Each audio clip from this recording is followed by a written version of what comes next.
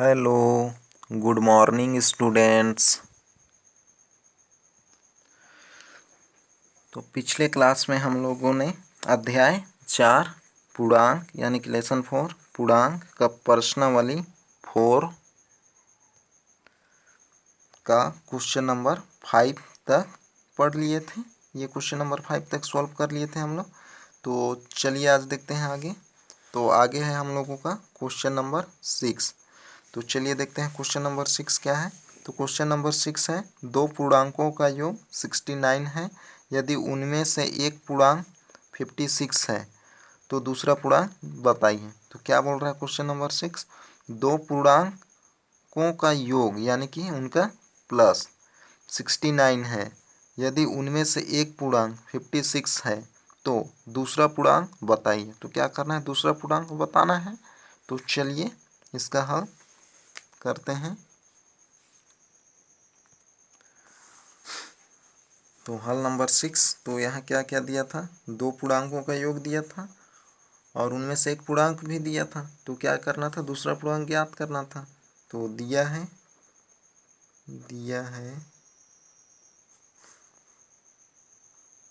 दो पूर्णांकों का योग। तो दो पूर्णांकों का योग कितना दिया है, इज इक्वल टू 69 तथा एक पूर्णांक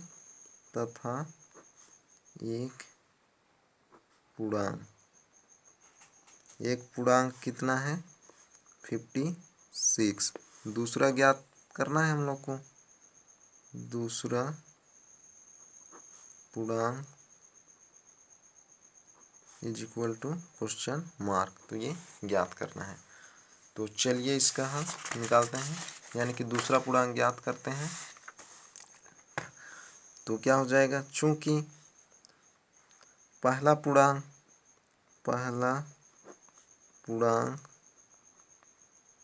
प्लस दूसरा पूर्णांक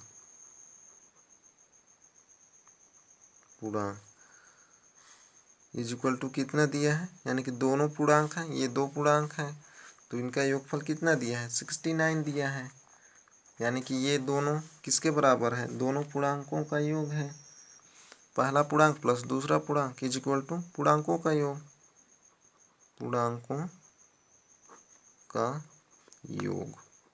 तो ये हो जाएगा। तो इतना अब यहाँ मान रख देते हैं। तो पहला पूर्णांक हम लोग को क्या करना है, पहला पूर्णांक दिया है तो पहला पूर्णांक रख देते हैं, कितना 56 है। तो 56 रख देते हैं, यहाँ हो जाएगा 56। और दूसरा पूर्णांक ज्ञात करना है, दूसरा पूर्णांक इज इक्वल टू पूर्णांकों का योग कितना दिया है 69। तो ये क्या हो जाएगा 69। तो ये हो गया, इतना समझ गए। अब दूसरा पूर्णांक निकालना है तो क्या कर देंगे, 56 का पक्षांतर कर देंगे, यानी कि यहाँ से हटाएंगे। और 56 पूर्णांक यानी कि दूसरे पूर्णांक के साथ जुड़ा हुआ है, यानी कि प्लस रूप में जुड़ा है। तो इसको उधर ले जाएंगे तो क्या हो जाएगा माइनस। तो क्या हो जाएगा, दूसरा पूर्णांक इज इक्वल टू 69 माइनस 56। ये हो जाएगा इस तरीके से। अब यहाँ से माइनस कर देंगे 69 में 56। तो माइनस करेंगे तो कितना आएगा, तो माइनस कर देते हैं तो आ जाएगा दूसरा पूर्णांक इज इक्वल टू 13। तो यही हो जाएगा आंसर। तो दूसरा पूर्णांक कितना मिल गया 13। तो इस तरीके से बनाना है, बन जाएगा। तो चलिए अब आगे देखते हैं अगला क्वेश्चन।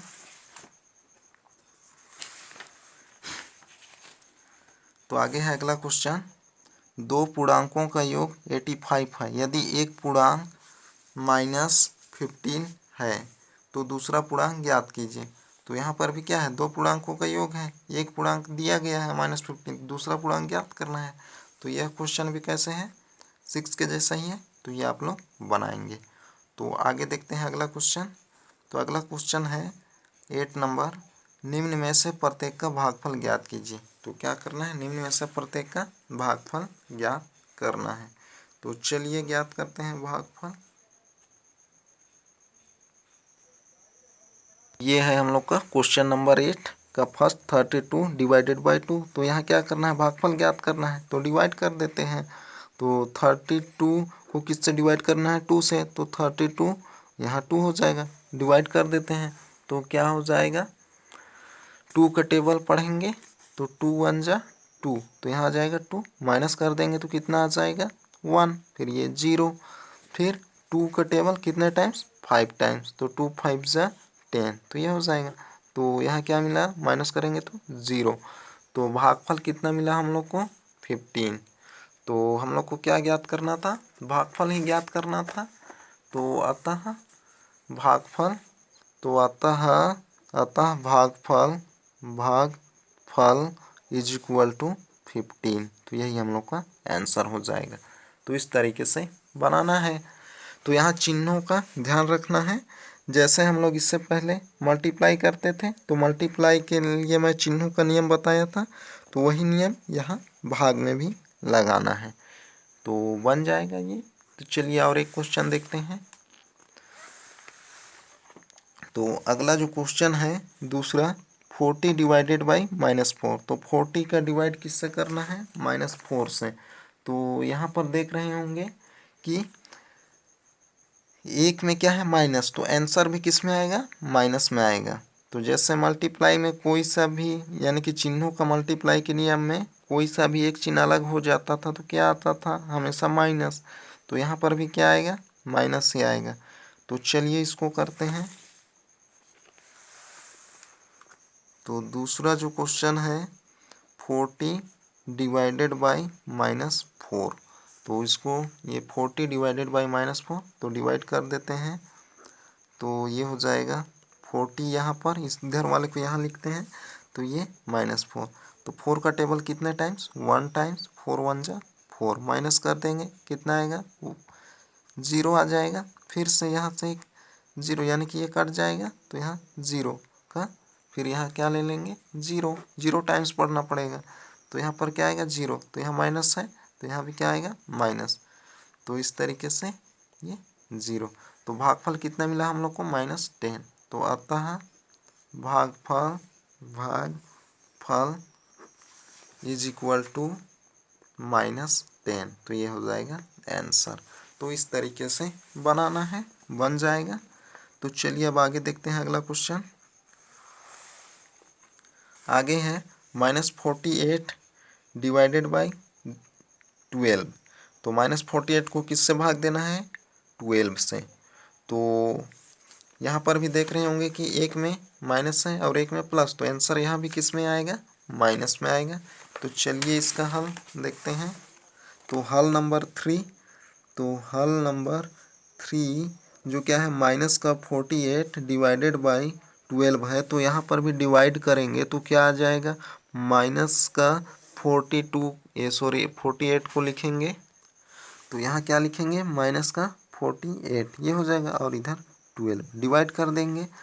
तो आंसर किस में मिलेगा, माइनस में, क्योंकि इन दोनों में एक चिन्ह अलग है, यानी कि माइनस है तो माइनस में आएगा। अगर दोनों माइनस में रहता तो किस में आता, प्लस में। तो डिवाइड कर देते हैं। 12 का टेबल कितने बार पढ़ेंगे, 4 टाइम्स, तो 12 4 जा 48, तो ये कितना आ जाएगा, 0। तो भागफल कितना मिल गया हम लोग को, माइनस का 4, यानी कि 4। अतः भागफल इज इक्वल टू -4। तो ये हो जाएगा आंसर। तो इस तरीके से बनाना है, बन जाएगा। तो आगे देखते हैं, चलिए। तो आगे जो है क्वेश्चन नंबर 4 5 6, ये आप लोग बनाएंगे। तो आगे देखते हैं क्वेश्चन नंबर 9। तो क्वेश्चन नंबर 9 है, रिक्त स्थानों की पूर्ति कीजिए। तो रिक्त स्थान की पूर्ति करना है, तो जिसमें पहला है -80 डिवाइडेड बाई, यहाँ ब्लैंक्स है, इज इक्वल टू -20। तो यहाँ पर क्या करना है, हम लोग को ऐसा भरना है कि 80 को जो यहाँ पर हम लोग भरेंगे उस संख्या से डिवाइड करेंगे तो कितना मिलना चाहिए, 20, यानी कि माइनस का 20। तो चलिए देखते हैं। तो यहाँ पर हम लोग 80 को ऐसे कौन सी संख्या से डिवाइड करेंगे कि माइनस का 20 मिलेगा। किससे डिवाइड करेंगे? 2 से करेंगे तो कितना मिलेगा? 2 4 जा 8 और 0 का 0 यानी कि 40 मिलेगा। नहीं मिल रहा है। 3 से तो होगा नहीं, तो किससे करेंगे? 4 से। अगर 4 से करते हैं तो 4 2 जा 8 और 0 का 0 यानी कि किससे करना पड़ेगा? 4 से। तो यहाँ क्या आएगा? 4। तो इस तरीके से भरना है तो बन जाएगा। तो अब चलिए आगे देखते हैं अगला 46 divided by blanks is equal to minus का 23। तो किससे डिवाइड करेंगे? तो यहाँ आंसर किस में आया है? माइनस में। तो एक क्या रहेगा? माइनस में रहेगा। तो किससे डिवाइड करेंगे? माइनस का 2 से। जब माइनस का 2 से डिवाइड करेंगे तो क्या आएगा? 2 2 जा 4 2 3 जा 6 तो क्या आएगा? माइनस का 23। तो उसी तरीके से ये थर्ड और फोर्थ आप लोग बना के देखेंगे। तो चलिए आगे देखते हैं। आगे है 10 नंबर। तो 10 नंबर, दी गई संख्याओं का योज्य प्रतिलोम ज्ञात कीजिए। तो दी गई संख्याओं का क्या करना है? हम लोगों को योज्य प्रतिलोम ज्ञात करना है। तो चलिए देखते हैं इसका योज्य प्रतिलोम। तो इससे पहले हम लोग योज्य प्रतिलोम पढ़ चुके हैं। तो योज्य प्रतिलोम अर्थात जो भी संख्या रहता है उसका क्या होता है? विपरीत चिन्ह वाला लगा देते हैं, यानी कि विपरीत चिन्ह लगा देते हैं उसी संख्या में। तो वही क्या हो जाता है? जो दिया गया संख्या का योज्य प्रतिलोम होता है। जैसे यहाँ पर क्या है? 17 का योज्य प्रतिलोम निकालना है। तो 17 किस में है? प्लस में। अगर इसमें माइनस लगा देंगे तो क्या हो जाएगा? -17। तो -17 ही क्या हो जाएगा? इस +17 का योज्य प्रतिलोम होगा। यानी कि केवल योज्य प्रतिलोम में क्या करते हैं? बस चिन्ह बदल देते हैं, बाकी कुछ नहीं करना है, केवल चिन्ह बस बदल देना है। तो चलिए देखते हैं। तो क्या था? योज्य प्रतिलोम ज्ञात करना था, जिसमें पहला क्वेश्चन क्या था हम लोग का? 17 का योज्य प्रतिलोम ज्ञात कीजिए। तो 17 का योज्य प्रतिलोम, तो योज्य प्रतिलोम ज्ञात करने के लिए क्या करते हैं हम लोग? जो भी संख्या दिया रहता है उसका केवल चिन्ह बदल देते हैं। तो यहाँ 17 किस में है? प्लस में। तो 17 का योज्य प्रतिलोम क्या हो जाएगा? चिन्ह बदल देंगे तो क्या हो जाएगा? माइनस। यहाँ प्लस था तो क्या हो जाएगा? माइनस। 17 था तो 17। तो ये हो जाएगा योज्य प्रतिलोम। यानी कि 17 का योज्य प्रतिलोम क्या होगा? -17। अब उसी तरीके से और एक जो दूसरा क्वेश्चन था हम लोग का, ये -23 का योज्य प्रतिलोम। तो यहाँ क्या है? माइनस है तो इसका चिन्ह क्या हो जाएगा? प्लस। तो प्लस का 23, यानी कि योज्य प्रतिलोम क्या हो जाएगा? -23 का प्लस का 23। तो इसी तरीके से ज्ञात करना है आगे। तो आगे जो है अगला क्वेश्चन 68 और 75 का योज्य प्रतिलोम आप लोग निकाल लेंगे तो बन जाएगा। तो आगे देखते हैं अगला। तो अगला जो क्वेश्चन है 11, रिक्त स्थानों की पूर्ति कीजिए। तो रिक्त स्थान की पूर्ति करना है। तो यहाँ क्या है? -18 प्लस यहाँ ब्लैंक्स है इज इक्वल टू 0। तो यहाँ ऐसा कौन सा संख्या लिखें कि यहाँ क्या मिले हैं हम लोग को? उन दोनों को सरल करें तो आंसर 0 मिलना चाहिए। तो यहाँ कौन सा रखेंगे हम लोग? ये -18 है और इधर क्या रखना पड़ेगा? +18 रखना पड़ेगा, तभी 0 मिलेगा। क्योंकि जब सेम संख्या में सेम संख्या का माइनस करते हैं तभी 0 मिलता है। यानी कि अगर दो संख्या दिया है, अगर दोनों का चिन्ह अलग अलग है, यानी कि एक प्लस में और एक माइनस में, तभी क्या आता है? 0, अन्यथा 0 नहीं प्राप्त होता है। तो यहाँ पहला संख्या क्या है? -18। तो दूसरा क्या रखना पड़ेगा हम लोग को? 18 ही रखना पड़ेगा, लेकिन कौन सा 18? प्लस का। तो यहाँ क्या आ जाएगा? प्लस का 18, तभी क्या मिलेगा? 0। तो ये हो जाएगा। तो इस तरीके से करना है तो बन जाएगा। तो चलिए अब आगे देखते हैं। तो आगे जो है अगला दूसरा नंबर 26 प्लस यहाँ ब्लैंक्स है इज इक्वल टू 0। तो यहाँ पहला संख्या क्या है? 26। तो दूसरा हम लोग ऐसा रखें, यानी कि 26 ही रखेंगे तभी 0 मिलेगा, लेकिन दोनों प्लस में नहीं होना चाहिए, एक विपरीत चिन्ह होना चाहिए। तो क्या रखना पड़ेगा यहाँ? माइनस का 26। तो ये हो जाएगा आंसर। तो इस तरीके से बनाना है। तो ये दो क्वेश्चन आप लोग बनाएंगे तो इस तरीके से बन जाएगा। तो यही ये जो प्रश्नावली है हम लोग का कंप्लीट होता है। तो जो क्वेश्चन बचा है वह आप लोग बनाएंगे। तो चलिए आप लोगों ने या हम लोगों ने इस अध्याय में क्या क्या सीखा उसको एक बार देख लेते हैं। तो हमने सीखा में देखते हैं क्या क्या सीखे हम लोग। तो जिसमें फर्स्ट है, दो धनात्मक पूर्णांकों का योगफल सदैव धनात्मक पूर्णांक तथा दो ऋणात्मक पूर्णांकों का योग सदैव ऋणात्मक पूर्णांक होता है। तो क्या बोल रहा है, दो धनात्मक पूर्णांकों का योगफल सदैव धनात्मक पूर्णांक तथा दो ऋणात्मक पूर्णांकों का योग सदैव क्या होता है, ऋणात्मक पूर्णांक होता है। तो ये हम लोग देख चुके हैं पहले। दूसरा क्या है, एक धनात्मक एवं एक ऋणात्मक पूर्णांकों का योगफल धनात्मक पूर्णांक होगा। क्या बोल रहा है, एक धनात्मक एवं एक ऋणात्मक पूर्णांक का योगफल धनात्मक पूर्णांक होगा यदि धनात्मक पूर्णांक का आंकिक मान अधिक हो तथा योगफल ऋणात्मक होगा यदि ऋणात्मक पूर्णांक का आंकिक मान अधिक हो। तो कहने का तात्पर्य यहाँ यह है कि यदि दो संख्याएं हैं, एक धनात्मक में है और एक ऋणात्मक, यानी कि एक प्लस में है और एक माइनस में, यदि उन दोनों का प्लस करें तो जो योगफल मिलेगा वो प्लस में मिलेगा। कब, जब जो है बड़ी संख्या में प्लस चिन्ह लगे रहेगा, और आंसर जो है यानी कि योगफल माइनस में कब मिलेगा, जब बड़ी संख्या में माइनस चिन्ह लगे रहेगा। तो उसी को यहाँ पर बोला गया है। तो अगला है 3 नंबर, दो पूर्णांकों का योग दो पूर्णांकों का योग हमेशा एक पूर्णांक होता है, यही पूर्णांकों के लिए संवरक नियम है। तो क्या बोल रहा है, दो पूर्णांकों का योग हमेशा एक पूर्णांक होता है, यही पूर्णांकों का योग के लिए संवरक नियम है। तो ये आप लोग याद रखेंगे, ये इम्पोर्टेंट है, मोस्ट इम्पोर्टेंट है, तो ये आप लोग याद रखेंगे। तो अगला है 4 नंबर, पूर्णांक में शून्य जोड़ने पर उसके मान में कोई परिवर्तन नहीं आता है। तो यानी कि किसी भी संख्या में हम लोग क्या करते हैं, शून्य जोड़ते हैं तो उसके मान में कोई परिवर्तन नहीं आता है, जो रहता है वही मिलता है, अर्थात शून्य योजतस्मक अवयव है। तो यह भी याद रखना है। तो योजतस्मक अवयव कौन सा है, शून्य है। शून्य जो है वह योजतस्मक अवयव है। तो यह भी याद रखेंगे। तो अगला है 5वां, पूर्णांक में एक का गुणा करने पर उसके मान में परिवर्तन नहीं आता है। यानी कि किसी भी संख्या प्लस हो या माइनस में हम लोग 1 का मल्टीप्लाई करते हैं तो क्या मिलता है, कोई परिवर्तन नहीं आता है।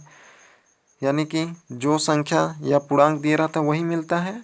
तो संख्या एक को क्या कहते हैं, संख्या एक को गुणन का तस्मक कहते हैं। तो गुणन का तस्मक किसे कहते हैं, 1 को। तो ये समझ गए। अगला है 6 नंबर, किसी धनात्मक संख्या को किसी ऋणात्मक संख्या के साथ गुणा करने पर गुणनफल ऋणात्मक संख्या होता है। क्या बोल रहे हैं, किसी धनात्मक संख्या यानी कि प्लस को किसी ऋणात्मक संख्या अर्थात माइनस के साथ गुणा करते हैं यानी कि मल्टीप्लाई, तो गुणनफल जो मिलता है वो किस में, ऋणात्मक में होता है। जैसे +1 मल्टीप्लाई -1 इक्वल टू क्या मिलेगा, -1। तो प्लस मल्टीप्लाई माइनस क्या होता है, माइनस। तो ये मैं आप लोगों को लिखवा चुका हूँ, चिन्हों का मल्टीप्लाई और डिवाइड, तो ये हो जाएगा। उसी तरीके से -1 मल्टीप्लाई +1 इक्वल टू क्या मिलेगा, माइनस का 1। तो ये है 6 नंबर। अगला है 7 नंबर, ऋणात्मक संख्या का ऋणात्मक संख्या से गुणा होने पर धनात्मक संख्या प्राप्त होती है।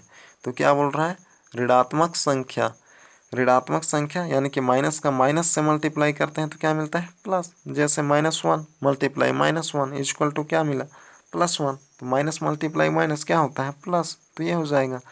अगला है 8वां, दो पूर्णांकों का योग अंतर एवं गुणा एक पूर्णांक होता है। तो क्या बोल रहे हैं, दो पूर्णांक का योग अंतर एवं गुणा क्या होता है, पूर्णांक होता है। तो ये हो जाएगा।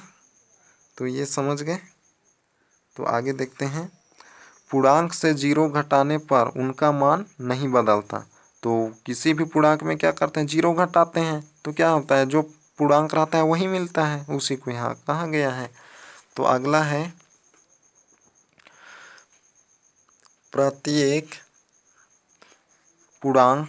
तो प्रत्येक पूर्णांक की पूर्ववर्ती एवं परवर्ती संख्या होती है। तो ये पूर्ववर्ती एवं परवर्ती भी हम लोग पढ़ चुके हैं। तो आगे देखते हैं, पूर्ववर्ती मतलब पहले की संख्या जो भी संख्या रहेगा उसका, और परवर्ती मतलब एक बाद का। जैसे मान लेते हैं 4 एक संख्या है तो इसका पूर्ववर्ती यानी कि 4 से एक कम 5 का, जैसे एक एग्जांपल लेते हैं 5, तो 5 का पूर्ववर्ती कौन होगा? 4 होगा, यानी कि उससे तुरंत एक कम, और उसका परवर्ती मतलब एक ज़्यादा, तो 5 से एक ज़्यादा कौन होगा? 6, अधिक, ज़्यादा या अधिक कौन होगा? 6। तो यही है पूर्ववर्ती और परवर्ती। यानी कि किसी भी संख्या का पूर्ववर्ती निकालना रहता है तो उस संख्या में एक माइनस करते हैं, अब परवर्ती ज्ञात करना रहता है तो उस संख्या में एक का प्लस कर देते हैं। तो आप समझ गए होंगे पूर्ववर्ती और परवर्ती। अगला है किसी ऋणात्मक संख्या का योज्य प्रतिलोम क्या होता है? धनात्मक। अभी हम लोग पढ़ लिए हैं यहाँ, अभी तुरंत पढ़े हैं पीछे। तो किसी ऋणात्मक संख्या का योज्य प्रतिलोम क्या होता है? धनात्मक संख्या। तथा किसी धनात्मक संख्या के योज्य प्रतिलोम क्या होता है? ऋणात्मक संख्या। यानी कि योज्य प्रतिलोम में क्या करते देते हैं? केवल चिन्ह को बदल देते हैं। तो ये समझ गए होंगे योज्य प्रतिलोम।